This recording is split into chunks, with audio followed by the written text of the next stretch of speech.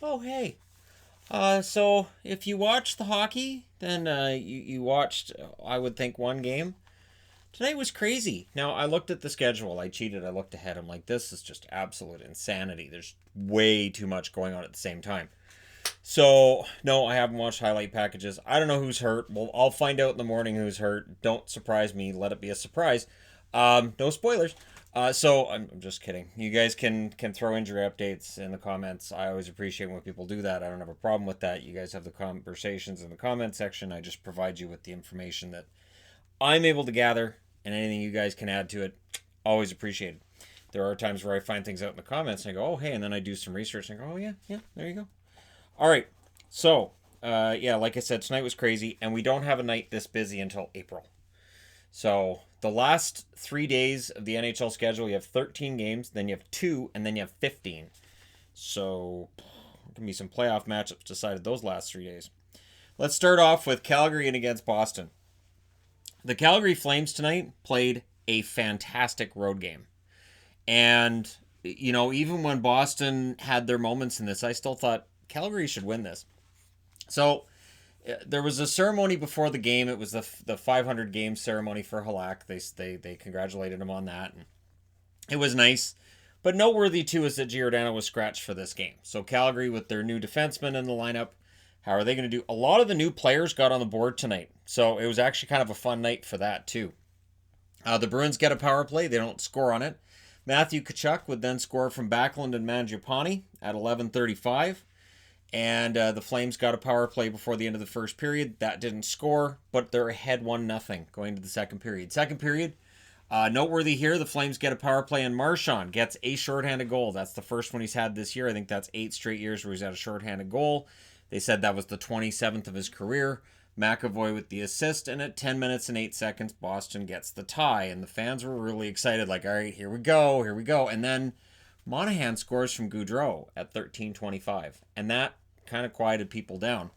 And again, I felt like Calgary kind of deserved this. Power play for the Flames, they would score on that one. Monahan adds a second goal from Tkachuk and Gustafsson at 14:37. So 2 goals in a minute and 22 seconds, and Calgary's in control 3-1 after 2. Third period, the shots were only 1-0 for Boston at the 6.5 minute mark. Calgary, again, really, really good road game. Really solid until Wagner would score from Corrali and Lindholm at 13:09. It was a nice, greasy fourth line shift. This is what the Bruins needed, and it got them within a goal. However, as we get closer to the end and the Bruins are thinking about pulling their goalie, it doesn't matter. Backlund scores at 18 minutes and 30 seconds to make it 4-2. And then an empty netter at 19:11 really cinches it as Backlund gets another one from Tkachuk. Backlund with 3 points tonight. He had a good night. And Calgary goes into Boston and gets the win, making up for the win Boston got in Calgary about a week ago. So Riddick makes 26 saves on 28 shots for the win. Rask saves 26 out of 30. I'm 99.9% sure that is the first regulation loss at home for Rask. A Boston team that had only lost 2 in regulation coming into tonight. Now it's 3. So for Calgary, this is a big win. And for Boston, it is a troubling loss. After that 9-3 loss against Vancouver, they needed a big response. This isn't it. 3 stars, Monahan, Wagner, and Tkachuk. I dispute Wagner being in the top 3 stars. I would have given that to Backlund and Tkachuk be the 3rd star there. Shots 9-7 in favor of Boston in the first, 13-12 Calgary in the second, 11-7 Calgary in the third. Again, they really did what they had to do in the third period to nail this one. 31-28 are the shots in favor of Calgary. Power plays 1 for 3 for Calgary, 0 for 1 for Boston. And for the Bruins, there's no real pressure on them for their spot in the division or in the league. But again, this is a troubling trend. We saw this with Washington about a month ago, where things get kind of lazy and you get into some bad habits. We'll see if that's what's going on with Boston as well. And again, losing at home like this, a little bit troubling, but we'll see. We'll see where things turn up. Next up, Vancouver. Man, if you want a game you can rally around. Again, I don't often cheer while I'm watching hockey. I cheered here. I did. Because I was one of those people going, well, they're done. They came into tonight, the Vancouver Canucks did 0-6-2 in their last 8 against Montreal. They don't play well against Montreal as a general rule. The shots were 3-0 for Montreal at 5 minutes. And I was like, I've seen this game. And then Byron scored a nice one on a beautiful pass from Domi at 6 minutes. I think it went through 3 guys to get to Byron. And then a minute and 23 seconds later, Shea Weber scores from Deno and Tatar. And it felt like this was going in a bad direction because I was 2 goals on, I believe it was 4 shots. Again, there were so many games on at the same time. I was doing what I could to switch back and forth. So I believe that was on 4 shots. And I thought, Demko needed a really good start, and this isn't it. He would make me eat those thoughts because I didn't say it out loud. But how do you regret those thoughts? Anyways. The Canucks pushed for an answer. It would lead to them getting a power play, and on the power play, Horvat scores from Miller and Hughes at 15:57. So Quinn Hughes, pretty decent game for the kid tonight, and it was 2-1 for Montreal after 1. So second period, Montreal has control of the puck for a lot of that period, and almost all the shots are in favor of Montreal. But Vancouver gets the only goal. It's Edler from Virtanen at 15:36. And for Montreal fans, they've seen this storyline before this year where they control things, the puck goes the other way for like brief moment, and it's in the back of their net. So it's 2-2 after 2, but early in the third, Wheel scores from Domi. So 50 seconds in. And again, having seen this storyline before, I thought, it makes sense that Montreal would win this game at home. They desperately need a win. They're still technically in this. They're probably looking at the out-of-town scoreboard and seeing what's going on with Toronto. Don't look ahead. And so, they're looking at this and they're saying, all right, we've got, we've got to win this one. However, Vancouver would get their second power play of the game. On that power play, Virtanen would get the power play goal. That's his 18th of the year. So Virtanen gets his 18th of the year from Myers at 5:53. So that ties it up. And after that, it just felt like this should go to overtime. But again, that voice in the back of my head of all it's going to take is just one break from Montreal. All it's going to take is one break from Montreal. It's going to happen. And again, it's not this whole doubting thing as a fan of the Canucks. It's just I've seen this storyline against Montreal. Montreal has been a bad matchup for the Vancouver Canucks. But we go to overtime. So I'm thinking, all right, they got a point.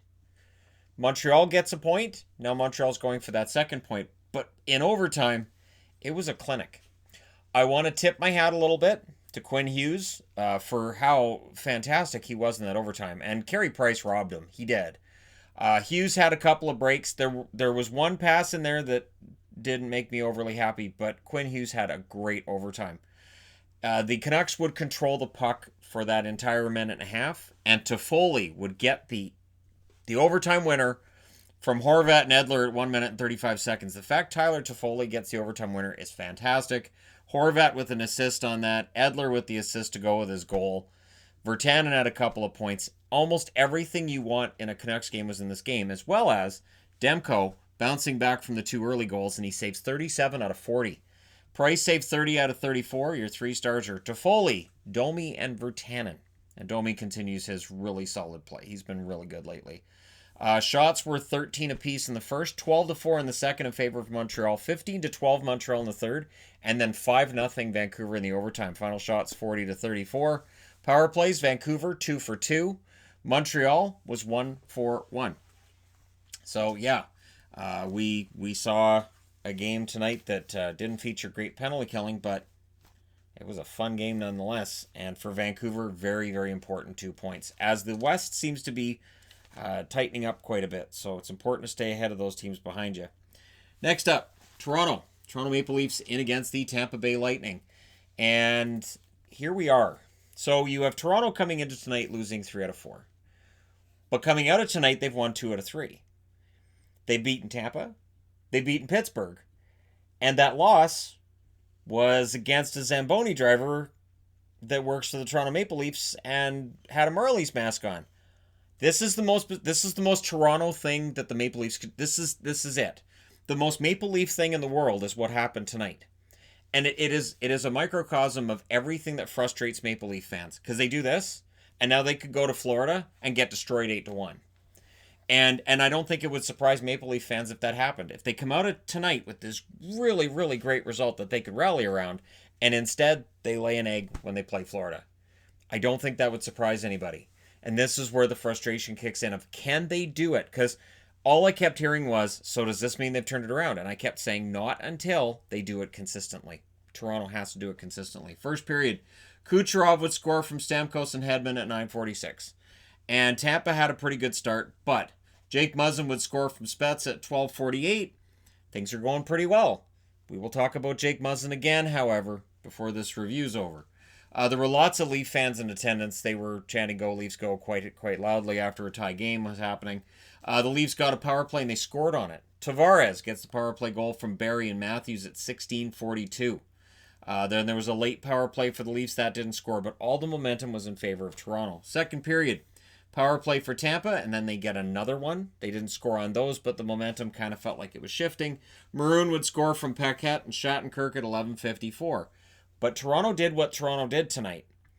And I know that sounds like it's redundant, but this is kind of... The Maple Leafs are weird.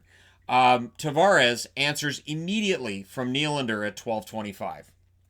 Then Tampa Bay, a couple of penalties against the same guy on the same play, and you end up with a double minor, and the Leafs would score one goal during the double minor. It's Nylander from Marner and Barrie at 14:21. And kudos to Sid Sixero for saying Nylander was going to have a good game tonight.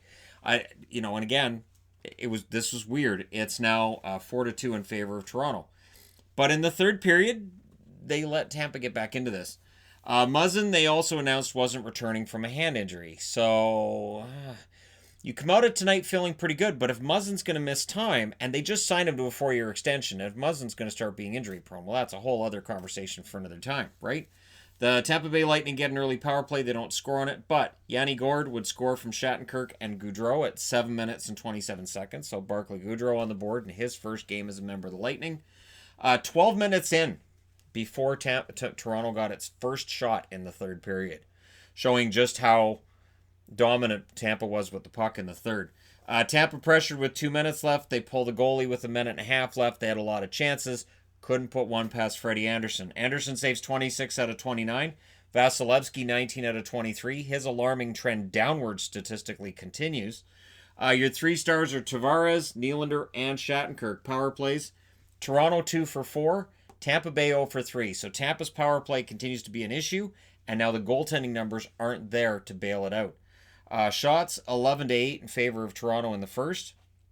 9-7 Toronto in the second, and then in the third, the shots were 14-3 for Tampa, who actually outshot Toronto 29-23 in the game. But big road win for Toronto. Can they maintain it? And that's the question I have. Can they maintain it? Keep this in mind. As a YouTuber, I would, if Toronto makes the playoffs, the traffic stays pretty darn high. If Toronto misses the playoffs, that does cause traffic to drop. So when people say, "Oh, Shannon doesn't want Toronto in the playoffs," I kind of do. I kind of sort of do. And I think most YouTubers would agree with that. All right, next up, the Rangers in against the Islanders. And there were Ranger fans who were panicky with Shesterkin going out, and I got it. But I like Georgiev. I think Georgiev is highly underrated and undervalued. And I tell you, this kid, he is a talented goaltender. I'm really glad the Rangers didn't trade him. I don't think they would have got back full value. And I think with Shesterkin and Georgiev next year, you have two really good goaltenders. And they're young. And they can push each other. And both of them can play about 40 games in a season. And then neither one of them are really tired come playoff time. I've never been a Rangers fan. This goaltending tandem kind of brings me close because I really like these guys. Early, the Islanders had a push, and they were up 6-0 in shots at 4.5 minutes. Georgiev's the only reason this thing's scoreless. The power play, well, that went to the Islanders early on. They don't score on it. And Panarin would end up getting a goal from Lindgren and D'Angelo at 17:02. So coming out of the first period, a first period that's dominated by the Islanders, they're down 1-0 because Georgiev denied every Islander in close. Second period, Trouba tackled Barzal. This is right around where you start to figure out the refereeing. They're letting everything go, and that would become a bit of a problem because it was inconsistent. And I will admit that. It was inconsistent tonight. Georgiev continued to deny the Islanders, and then McKaig scores from Lemieux and Fox at 7:48, so Adam Fox continues his very good rookie season. It's 2-0. But Jean-Gabriel Pageau, who endeared himself to Islander fans tonight, he gets a goal from Pulock and Bailey at 17:04. Third period, the Islanders get a power play. It was not successful. The Rangers got a power play of their own, and then Smith would get a goal. It looked like it was tipped by Howden at the time I'm recording this. It still says Smith's goal. Lindgren and Strome with the assist at 9:34, and that makes it a 3-1 game. And then things get kind of ugly. There's a hit that leads to a fight, and because it was Pajot who jumped in and said, "Yeah, no, I'm not going to put up with that hit on my teammate." I believe it was a Del Cole hit that he was taking offense to. And there's talk about, do you think there'll be a suspension? I never know what Department of Player Safety is going to do, so I'm not going to weigh in on it. We'll see in News of the Day tomorrow what happens. But yeah, that instigator penalty goes against him, so he's penalized 17 minutes on the play, so he's done for the rest of the third period. But the Islanders really saw tonight what he brings. He gets a goal, and he jumps in to defend a teammate. Jean-Gabriel Pajot is really, really a good character, gutsy player. And it doesn't matter what line he's on, you get that effort every single night. There's a reason they paid him. Then there was an Islanders goal that was waved off as goalie interference. Do I think it was goalie interference? No. The announcers were all, upset about it, and I thought, well, they're probably overreacting to no, that shouldn't be. By the way they've been calling it, normally that wouldn't be, because one of the questions that's supposed to be asked on a goalie interference is, would the goalie have stopped that if not for the nudge that he got from the player? And I thought the answer was no. But they reviewed it, so they challenge it. Barry Trott's not happy with the result of this because it failed. The challenge failed. So the Rangers go to a power play. They didn't score on it. And then Eberle would score from Barzal and Lee at 14:23. So the Islanders kind of rally around that. The Islanders pull the goalie. They get a late push. Trouba cleared a likely goal, and then Nelson gets a goal at 19 minutes and 42 seconds to tie it up. So Brock Nelson forces overtime. Both teams get a point. For the Rangers, really important to get every point you can and put pressure on the teams ahead of you, especially Columbus. Then Zibanejad scores from Panarin at 28 seconds. It didn't take very long. Zibanejad continues his amazing run. Panarin continues to put up tons and tons of points. Georgiev makes 42 saves on 45 shots in the victory. Varlamov saves 24 out of 28 in the loss. Your three stars are Zibanejad, Lindgren, and Pajot. And I just wonder, why isn't Georgiev on the list? Because without the way he played in the first period, the Rangers don't get close to a victory tonight. But you know what? It's fine. The Rangers get the win. Shots 15-7 in the first in favor of the Islanders, 16-13 Islanders in the second, 14-7 Islanders in the third, and in the overtime 1-0 for the Rangers. They got the shot that matters. Final shots 45-28 in favor of the New York Islanders, who probably felt that they got some calls against them, and I can't argue that they didn't. They absolutely did. That being said, and again, we'll talk about it News of the Day likely tomorrow if something comes out about that hit. But for now, I'm going to change boards. The number 4 was very prevalent tonight. There were 9 games that had a 4 in the score, which is weird. That's unusual. I don't normally run out of 4s. There's even a reason I use these numbers, because I thought there's 13 games tonight. I'm going to use the old numbers. Run out of 4s.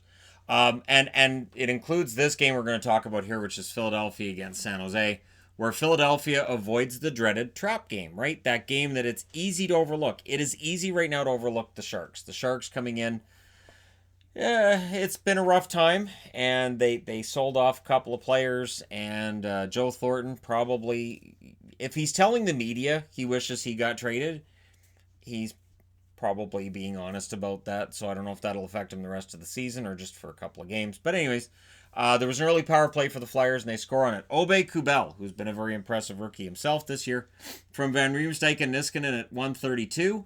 The Sharks would tie it. Shellman scores from Middleton and Heed at 6 minutes and 30 seconds, and the Sharks were doubling the Flyers in shots at that point. It wouldn't last.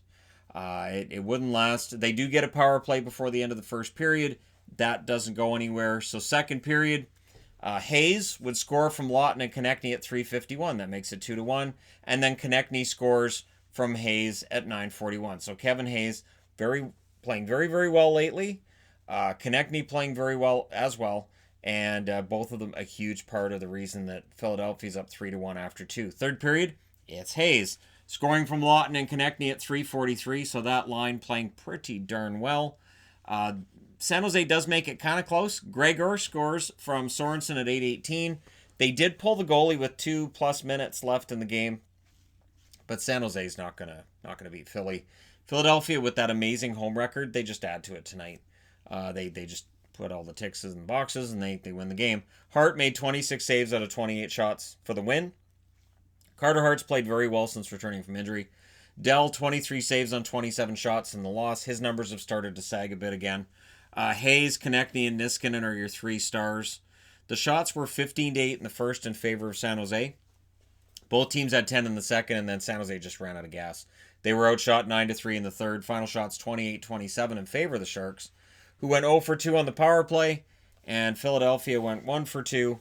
So your overall result in this, probably not the happiest result if you're a Sharks fan, but at this point, they don't even have their first-round draft pick. So I don't know how Sharks fans feel about this right now.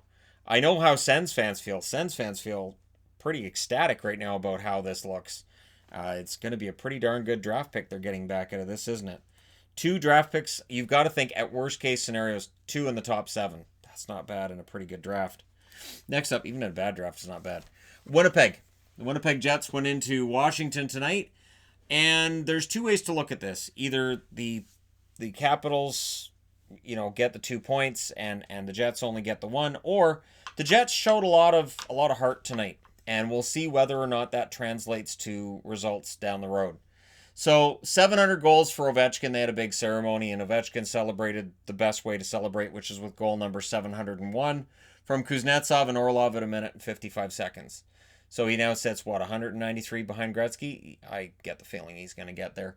Vrana scores from Oshie and Orlov at 10 minutes and 7 seconds, and it's 2-0. So this looks like it's going to be ugly, and Brossoit's in net, but Brossoit did deny Richard Panik late, so he was still playing relatively well considering the opposition he had here. It's not like the Capitals can't score. They absolutely can. So second period, pretty evenly played through the most part, or through the first half, until Hathaway scores to make it 3-0 from Dowd and Panik at 13:25. So the Jets, they need something to lift them up. What do they get? They get a goal from Ehlers. Love Nick Ehlers. Eakin with the assist. That's his first point as a member of the Jets. That's at 18:33. So it makes it 3-1 entering the third period. But again, the Caps are at home. They're up by 2. They should win this, right? The Capitals get a power play. They don't score on it. And then Kyle Connor with an absolutely beautiful breakaway goal. Like, that was just fantastic at 8:39. He just steals it and just a bullet down the ice. Kyle Connor, fantastic player. Gutsy effort tonight. And so he makes it 3-2. It stays that way until Scheifele scores from Ehlers at 16 minutes and 46 seconds. There's fewer notes because, again, we're switching around the amount of games I was tonight. I didn't have time to really devote a lot of time to each game. But Scheifele from Ehlers at 16:46, and it ties it up. We go into overtime. Laine had an amazing toe drag, and it was defended really well. I think it was Carlson that knocked it off his stick. May have been Kempney. The Jets called a timeout. Holtby then denied Laine. So Laine had a very good overtime. The kid is a superstar, and at some point in time, he will be a 50-goal scorer in the NHL. And I think this season for Laine is more important than the previous seasons he had in the NHL because he's learned to become a better all-around player. But we go to a shootout, and in the shootout, it goes to round 5, and then they put Ovechkin on the ice, at which point you go, well, that's not fair. And it's not. He scores, Ehlers doesn't, and so the shootout winner goes to Ovechkin, and 4-3 is the score for Washington in a shootout. The Capitals have started winning again. Brossoit makes 34 saves on 37 shots, played very well. Holtby saves 30 out of 33. Hathaway, Orlov, and Scheifele are your 3 stars. So there you go. Pretty good game for Winnipeg. Coming back from 3-0 down. We'll see if that leads to something else. Power plays 0 for 3 for Winnipeg, 0 for 1 for the Capitals. Shots 10-6 Washington in the first, 17-12 Winnipeg in the second, 11-7 for Washington in the third. In the overtime, 4-3 Washington. There were a lot of shots in the overtime. For an overtime period, 7 shots in 5 minutes is pretty good. Final shots 37-33 in favor of the Capitals. Very entertaining game, and I think both coaches come out of tonight relatively happy. You get a point in Washington, you should be happy with the result. All right, next up is Dallas. Boy, howdy. So Dallas tonight. Okay, so Dallas gets a win, but Hudobin gets the win. Like it's Dallas, but it's kind of the Hudobin show. Sagan scores from Bennett 51 seconds. And this was not indicative of the play early. The play early was such as this. The shots were 6-2 Carolina at 5.5 minutes. And one of those two shots was the goal for Dallas. Then there's a power play for Carolina. They don't score on that. Stars get a power play. They do score. That power play that used to suck, it's now top 10 in the NHL. Hintz scores from Gurianov at 17 minutes and 20 seconds. So Gurianov with a rare assist. And that makes it 1-0. But before the period's out, those last minute goals. Dickinson scores from Hintz and Alexiak at 19:09 to make it 3-0 in favor of the Dallas Stars. A Dallas team that couldn't score very, very recently, they can now. And they made it 3-0 in Carolina. And so tonight was a rough night for Carolina. Second period, early, Aho scores from Slavin and Svechnikov at 2:33. Here we go.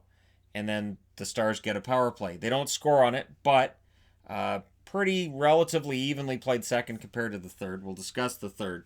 Gurianov would score from Hintz at 13 minutes and 45 seconds. So these two young players are doing a lot of the offense you normally would have seen from Sagan, from Ben, and from Radulov in previous seasons. It's good news for Dallas. That made it 4-1.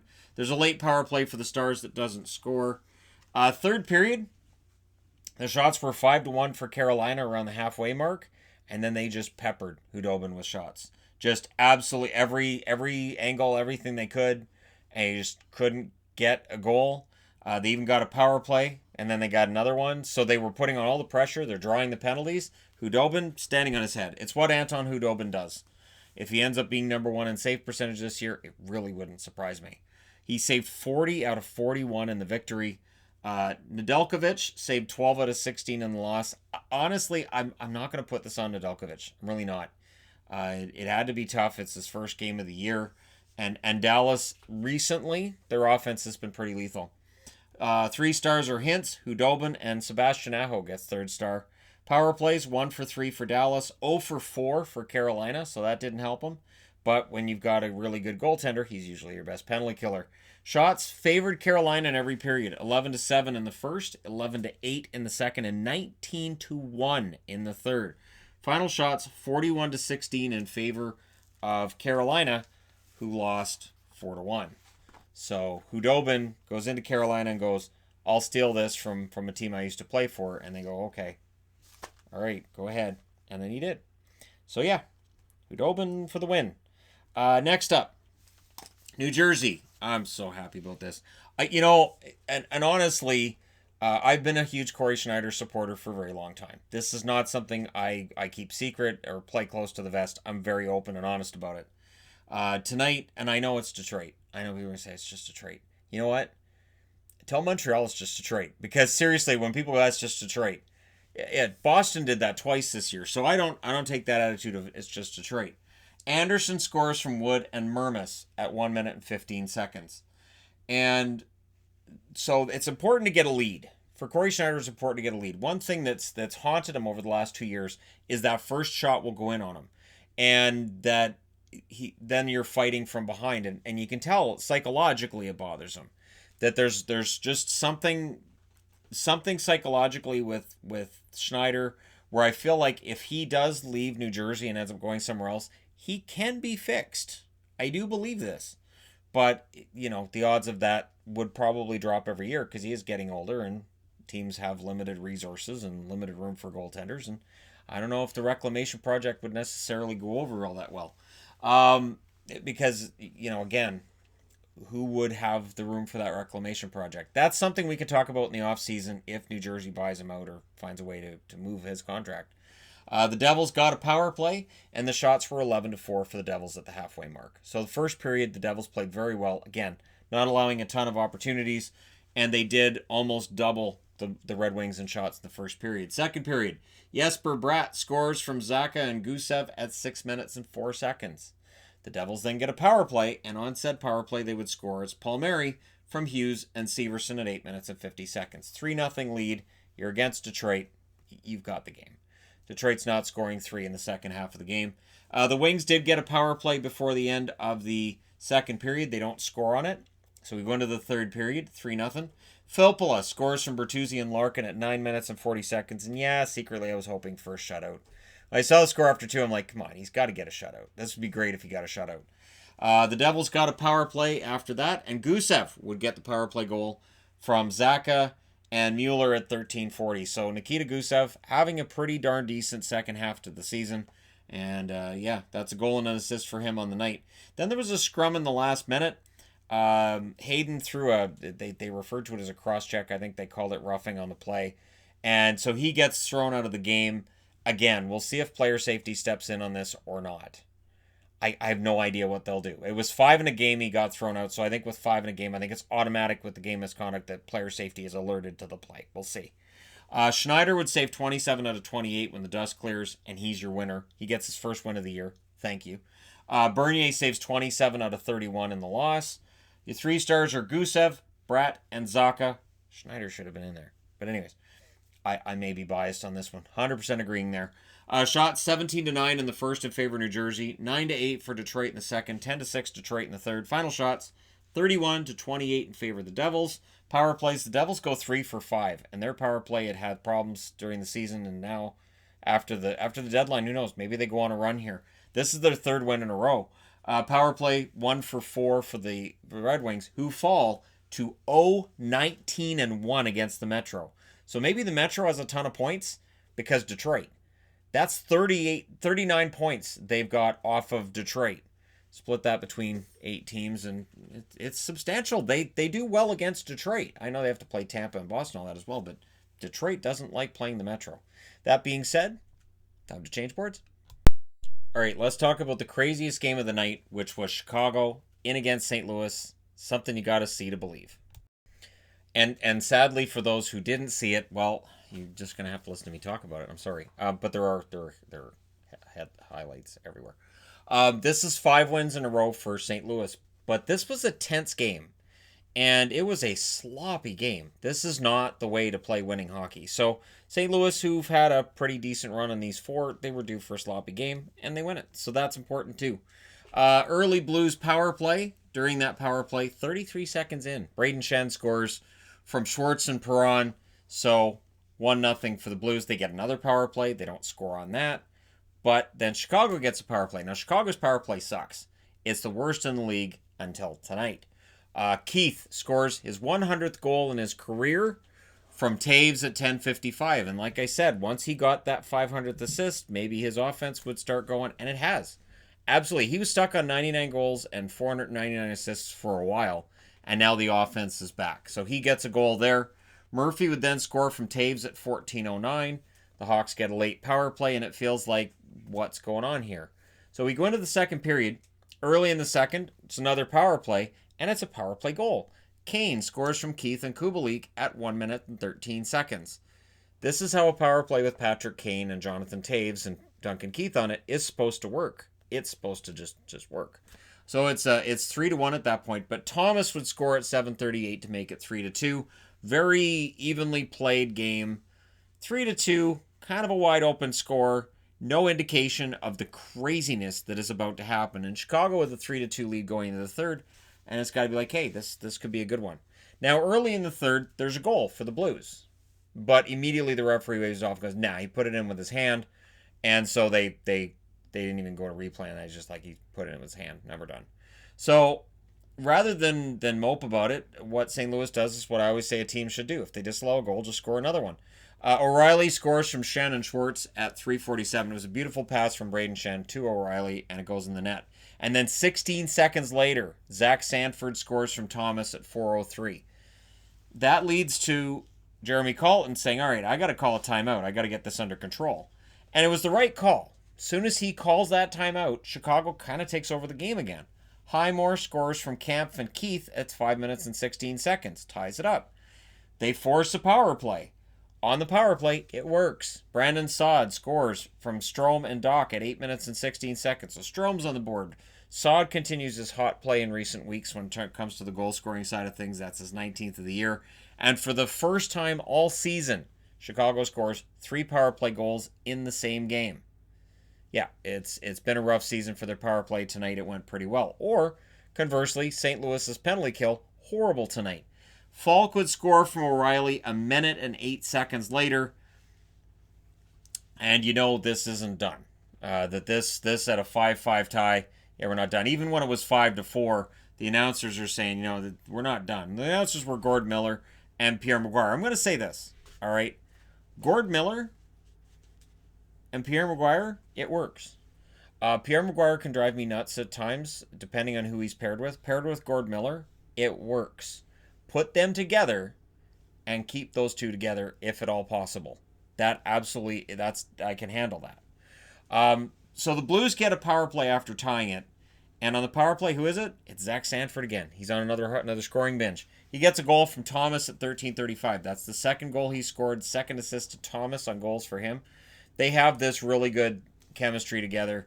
I'm scared of what St. Louis might be able to do in their bid to defend their Stanley Cup, because there's this guy named Vlad Tarasenko who's getting close to coming back. I'm starting to think it might be Kyrou that he pushes out of the lineup. I don't know. St. Louis has such depth. I don't know who he's going to push out. It won't be Sanford. I think it can end up being Kyrou. I have no idea though. This team could get scarier when Tarasenko gets back. Now the Hawks get a late power play they don't score on. They pulled the goalie with 2 minutes left and they just couldn't quite get it. 6-5 is the final in favor of St. Louis. Crawford saves 31 out of 37. Binnington saves 25 out of 30 in the win. Not a really pretty game for Jordan Binnington tonight, but you know what? He gets the win. That's what matters. Sanford, Thomas, and O'Reilly are your 3 stars. Power plays, 3 for 4 for Chicago, 2 for 4 for St. Louis. This really felt like an 80s game. Shots were in favor of St. Louis all the way. However, they were close. 12-10 in the first, 11-10 in the second, 14-10 in the third. Final shots, 37-30 in favor of the St. Louis Blues. Great game. Like I said, if you can just go track down the highlights, you'll thank me later. What a great game that was. All right, next up was Ottawa in against Nashville. And Ottawa, the effort is always there. And the effort was there tonight. And they had a really good first period. First period, there's an early power play for the Predators. It doesn't score. That would be the only power play of theirs that didn't tonight. Shabbat would score from Sabourin and Hainsey at 4 minutes and 16 seconds to make it 1-0 Ottawa. And then Blackwell. Blackwell gets a goal from Ekholm and Johansson at 4 minutes and 36 seconds. So the lead lasted 20 seconds. But towards the end of that first period, Ottawa gets that lead back. It's Schlappick from Balcers and Haraluk at 18:34. Rudolph Balcers is the greatest name in hockey. I know Christian Juice is back in the NHL and his is great as well. But I think Rudolph Balcers is the best name in hockey right now. I know there's Boone Jenner aficionados as well, but Rudolph Balcers, it's just fun to say. Although Theodore Blugers is fun too, although he changed his name to Teddy Bluger as well when he came over. So second period, 2-1 lead for Ottawa. Doesn't last. Ellis scores from Granlund at 5:17, and then just around the halfway mark, it's Victor Arvidsson, who finally seems like he's getting the goal scoring going, and Nashville has a 3-2 lead. Now, the Senators get a power play. The problem is that power play remembered that it sucked tonight. So they don't get a goal there. We go into the third period. There was a power play for them again, and they just couldn't quite get it together. They had some close calls. Really good game for Saros. So when they did get their opportunities, UC Saros was there to deny them. They did pull the goalie with around 3 minutes left, but you never really got the feeling this was going to go to overtime, that Nashville was going to be denied. So a game that's really important for Nashville. They move above the playoff line tonight. We'll talk about the playoffs after I review the last game of the night, the 13th and all. But Nashville right now, they're above the playoff line, and I think they're going to stay there. I really do. They may move down because they don't play certain nights and teams may move past them. But what I mean is, when they have a chance, I think they'll be above it. They have games in hand on everybody else. I get the feeling they're going to end up in the playoffs after all. Anderson, 30 saves on 33 shots in the loss. Saros saves 33 out of 35. Your 3 stars are Ellis, Saros, and Arvidsson. Or if you spell it out, that's Asa. So I can assume that those 3 stars are meant to be a message to Asa Tikkanen that he needs to come out of retirement. Power plays 0 for 2 for the Senators, 2 for 3 for the Nashville Predators. The shots were 17-9 in the first in favor of Ottawa, 17-9 in favor of Nashville in the second as they took over, and then 9-7 in favor of Ottawa in the third as they made their attempts. It was there. Final shots 35-33 in favor of the Senators, but they're playing out the string and very excited about what they're going to do at the draft. Well, fans are excited about what they're going to do at the draft. The players don't really care. I've explained this many times over. Players don't really care about that number one draft pick. They want to win games. They get paid to go out and win games and play well. They're worried about their next paychecks too. So, all right. The next game up is Columbus in against Minnesota. And again, it does feel unfair, doesn't it? So because Korpisalo plays last night, now Korpisalo was supposed to play tonight, but they switched it up and it went with Kivlenieks. So Kivlenieks started tonight, and Minnesota, who desperately needs victories as well to stay in the West's race, and well aware that Bill Guerin's making some tough decisions in the offseason. These guys want to make some impressions as well. Eric Staal, still a member of the Wild, and he gets a goal from Fiala at 1:34. So Fiala stays red hot right now. Foligno would score from Nyquist and Harrington at 13:33. Somebody needs to score goals with the amount of players out that they have out, especially Bjorkstrand. And so it looks like Foligno over the last couple of games is willing to take up that mantle. Donato, though, would score one of those key goals in the last minute of the period, and that was a problem for Columbus tonight. He scores from Suter and Hartman at 19:13, and honestly, it was a period of hockey that Minnesota played very, very well. They were full value to be up 2-1 at the end of the period. Second period, Columbus would get a power play. It was one of two they had tonight. Neither of them were successful. Minnesota, well, eventually they break through. It's Koivu from Hartman at 12 minutes and 8 seconds. And again, we get into that last minute of the period. Some teams really excel in that last minute and some struggle. And tonight's game, Columbus struggled and Minnesota excelled. It was Koivu from Donato and Hartman at 19 minutes and 50 seconds. So Ryan Donato with a goal and an assist tonight. I'm a fan of Donato's. I'd like to see him get better. I know he's had a poor season this year, and it's too bad because I know the talent's there. I don't know how much longer he's going to get shots at the NHL level if it's not that consistent every night, showing of his talent. I know the talent's there. There's plenty of players that end up getting stuck either in Europe or they end up in the American League who have the talent, but it's not on that daily basis, and teams have other players that can step in and do that. So Donato's fighting for his job next year in Minnesota. Third period, things get interesting. First, it's Bemstrom at 1:55. So a rookie kid that's playing pretty well this year. And then Dubois scores at 3 minutes and 16 seconds and makes it 4-3. And things start evening up, and they start getting some shots. But it's Fiala. I mentioned him being hot, right? On a beautiful pass from Staal, Brodin gets a secondary assist at 9 minutes and 57 seconds, and Minnesota's up 5-3.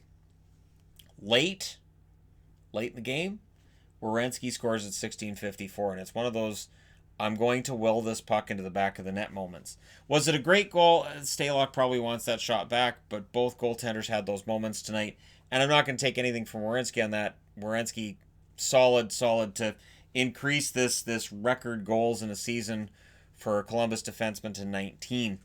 So 5-4 was your score. Kivlenieks then denied Fiala. So Kivlenieks was trying to keep it close. He faced a lot of shots tonight, he did. They pulled the goalie with 2 minutes left, and they did call a timeout with 49.1 seconds left. Just could not get that tying goal. Kivlenieks saves 35 out of 40. Stalock saves 24 out of 28. Your 3 stars are Koivu, Donato, and Staal. Shots were 17-7 in favor of Minnesota in the first, 15-9 Minnesota in the second.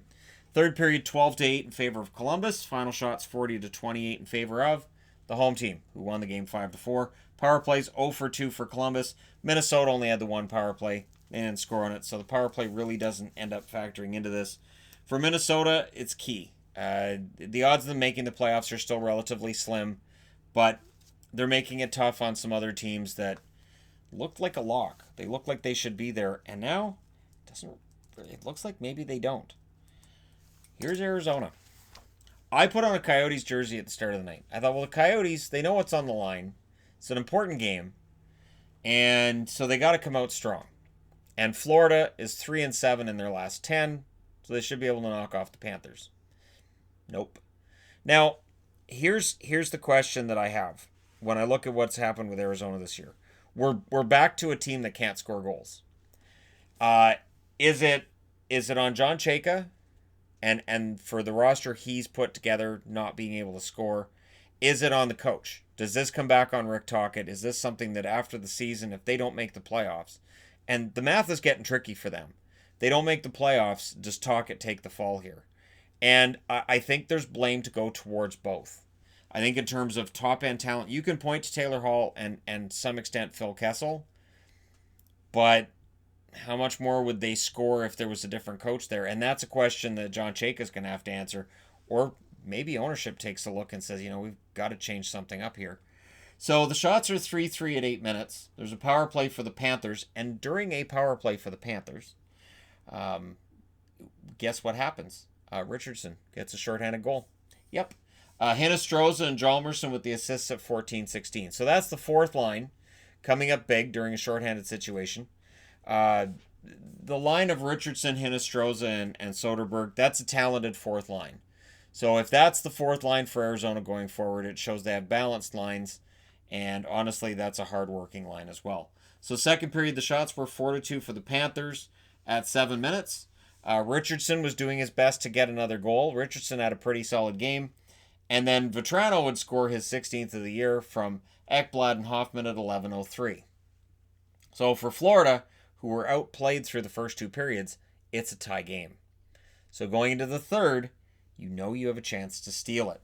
Strong start, though, for the Coyotes, and the fans were really unhappy with the ref. So for Islander fans who were unhappy about the refereeing there, Arizona fans will be right there next to you.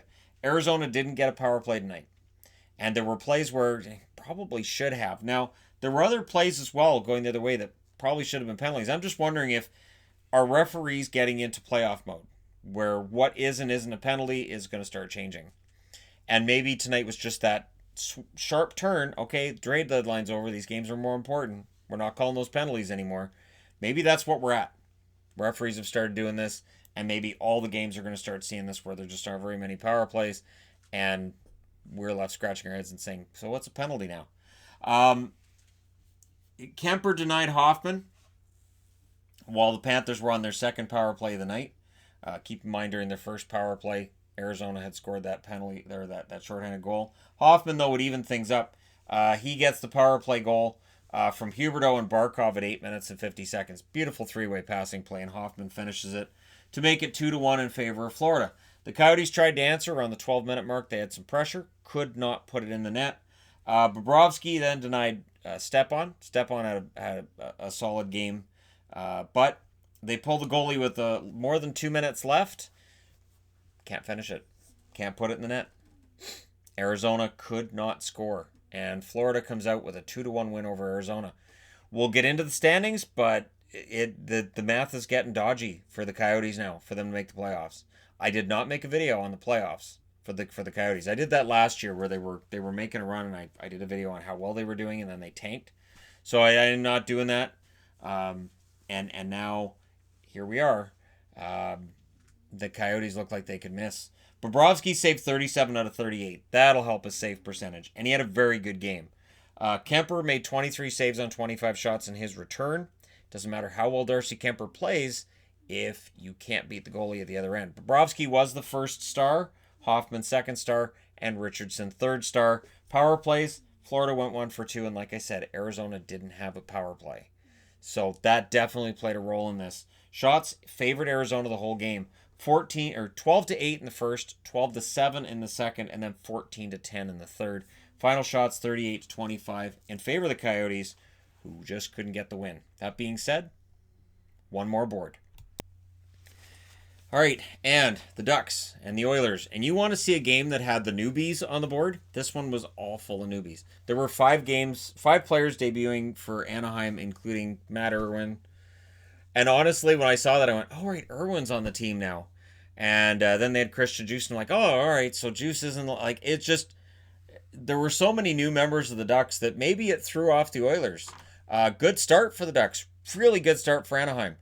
Sonny Milano scores at 5 minutes and 46 seconds. You have a find in Sonny Milano. If Milano, with the Ducks, can find the offense that Columbus believed that he had, that they spent so much time trying to cultivate and develop.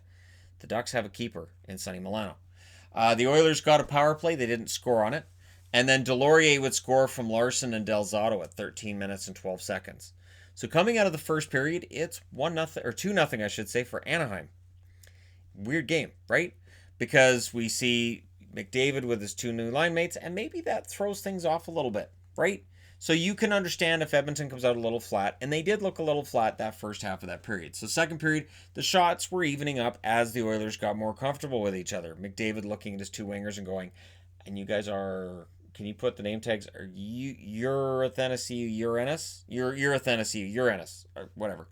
Rowney then had a near miss on a 2-on-1, and then Lindholm had a scary crash into the boards. Looks like he hit his shoulder. I would imagine I'll be reporting on that tomorrow, that Lindholm, he may miss the rest of the season. It didn't look good. So Lindholm goes crashing into the boards, and then the Oilers eat into that lead. It's Ennis from Athanasiou and McDavid at 9:09. That's 85 points for McDavid. I will be tracking points for McDavid and Draisaitl and see if McDavid makes up the distance between the two of them. I wouldn't put it past him. Power play for the Ducks. It doesn't score, and then there's a last-minute power play for the Oilers. So in the third period, that power play carries over, and the Ducks penalty kill did very well. But then they take another power play, or it's another penalty to give the Oilers another power play, and you can't do that. So Leon Draisaitl scores point number 99. It's a goal from Ryan Nugent-Hopkins, and McDavid. 86 points for McDavid. 423, so he's 13 points behind Draisaitl at that point in the game. Power play for the Ducks, doesn't score. However, Henrique scores a nice one from Heinen and Manson at 12:33, and that brought the crowd to life. This was kind of a torn crowd, though. There were a number of Oiler fans in that crowd. Athanasiou would then get a goal from Ennis and McDavid at 15:25. Basically, Gibson thought he had it, and it just trickles out the back, and Athanasiou just puts it in. He'll take it. That's his 11th goal of the season. He has a goal. He has an assist. His plus-minus likely in the positive for tonight. And that's 87 points for McDavid. He got 3 points tonight to 1 for Draisaitl. If he can do that regularly, he can catch Draisaitl. And again, this isn't a slight on Draisaitl. This is, I believe McDavid can score at will. He is one of those rare talents that he can score at will. And then one thing that happened here was Ethan Bear. He handles the puck at the blue line, and the linesman whistles it down. Offside. They looked on the replay. It wasn't offside. Ethan Bear had every reason to be calling out the official. And it's a question I've been asking myself since they started reviewing goals for offsides. How often during a game is a linesman wrong? The puck, the players, the game is very, very fast. It would be very easy for a linesman to regularly get offsides wrong. There were plays during the Vancouver game that looked like they were offside, and offsides that didn't look like they were offsides that were called as offsides. And it makes me wonder, how often do linesmen get this wrong, and how many games does it affect? We know that there's goals that get called back because they were ruled as a good goal that they shouldn't have been. And I do wonder, like, how often does it go the other way, where there's a good play that's onside and they whistle it down? Again, it is one of the toughest jobs in the world to call that play at the blue line as to whether or not it's offside. And I do wonder how many times in any given game are the linesmen wrong. And I'm so conditioned now through all the offside challenges that every game I watch now, I will say out loud while I'm watching, that looked offside. Or they whistle it and I go, I don't think that was offside. So it's kind of, and I'm wondering, I'm mentioning it here because I want to know how many other people, while you're watching a hockey game now, do you wonder that while you're watching? Like, I think that was offside. Or I don't think that was offside. Or it's offside, it comes out, they come back in onside, and then they score. Well, you can't review the previous entry into the zone, right? So in the back of my head, I'm thinking, well, that other entry I think was offside. So see, this is where it starts bugging me. But we go into overtime. The Ducks get a power play in overtime, and they score on their power play. I was as surprised as anybody. It's Milano. So he's the hero in his first game as a Duck, and Columbus has to be throwing their arms in the air going, where was that? Henrique and Getzlaf with the assists at 2 minutes and 5 seconds. Again, I think Anaheim could have a gem here if he can develop into a 20-goal scorer as a Duck. That's a win. Smith, 17 saves on 21 shots in the loss.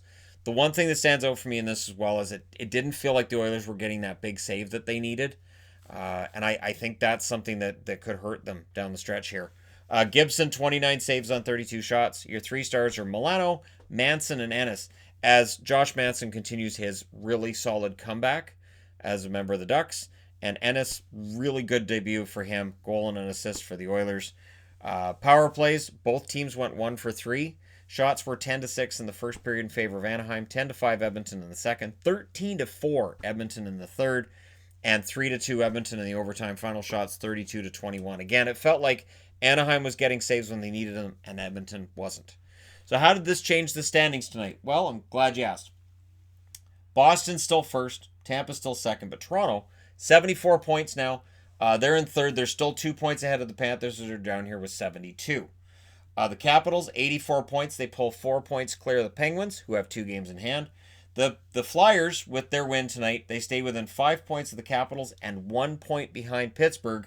Pittsburgh does have 2 games in hand on Philly. The Islanders, they get 1 point. They fall 2 points behind the Philadelphia Flyers with a game in hand. Columbus, they don't get a point tonight. They have 76 points now in 65 games. Carolina misses out on an opportunity. They have 74 points in 62 games. They have 3 games in hand on Columbus. The Rangers, with 72 points, they're now 4 points out of the playoffs with 3 games in hand on Columbus. Rangers are in this. The Panthers, with their 63 games played, they have 2 games in hand on Columbus, and they're 4 points back as well. So Florida's still technically in this from a wild card perspective, not just the idea of catching Toronto, but a wild card perspective as well. Then you got Montreal, who slipped 9 points back of a wild card spot, and they're 7 points back now of Toronto. Again, the odds are against them as Toronto has a game in hand on them. Buffalo, who were idle tonight, they are now 8 points back of Toronto. New Jersey, well, they're 14 points back of Toronto, but they're not in that division, so that's not what they're trying to catch. They're trying to catch a wild card. They're 16 points back of the wild card, and so they're making it respectable late in the season. On the western side of things, the Blues pull 4 points ahead of Dallas for second as Dallas leapfrogs Colorado. Colorado, though, has 2 games in hand on Dallas and 3 games in hand on St. Louis. They got to win them, but they're still in this. 1 point behind Dallas and 5 points behind St. Louis. Vegas, 64 games played, 76 points. Vancouver with the win tonight. They now have 74 points in 62 games, so they have 2 games in hand on the leaders. The Oilers, they've played 1 more game than Vancouver. They've also got 74 points. So there's 2 points separating first from third. The Flames, they get 2 points tonight. They go to 72. They have the number 1 wild card spot. They are 4 points back of Vegas, 2 points back of Vancouver and Edmonton. That division stays tight. Nashville's in a playoff spot now. 70 points in 62 games. They have 2 games in hand on Calgary. They are 9 points back of the Colorado Avalanche, but the Avalanche have a game in hand. So they're not catching third, but they could very well end up being the number 1 wild card. Winnipeg falls out. They have 70 points, the same as Nashville, 3 extra games. Arizona has 70 points, the same as Nashville. They've played 4 more games than Nashville. Minnesota, keeping things interesting. They've played 62, so they've played 4 less than Arizona, 3 less than Winnipeg, and they're 3 points back of a playoff spot. So they're still in this as well. Chicago, with that loss tonight, yeah, they're 8 points back now, and Nashville has a game in hand on them.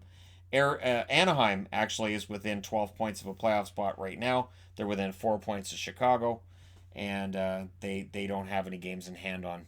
It doesn't matter. They're 12 points back. And then you get into not going to make it territory. And, well, you're in that anyways with Chicago. But anyways, there you go. You guys are all caught up. Let me know your thoughts in the comment section below. As always, don't forget to hit like and subscribe if you're browsing your way through. You just happened upon this video. Thank you guys so much for all your support. I will talk to you again soon.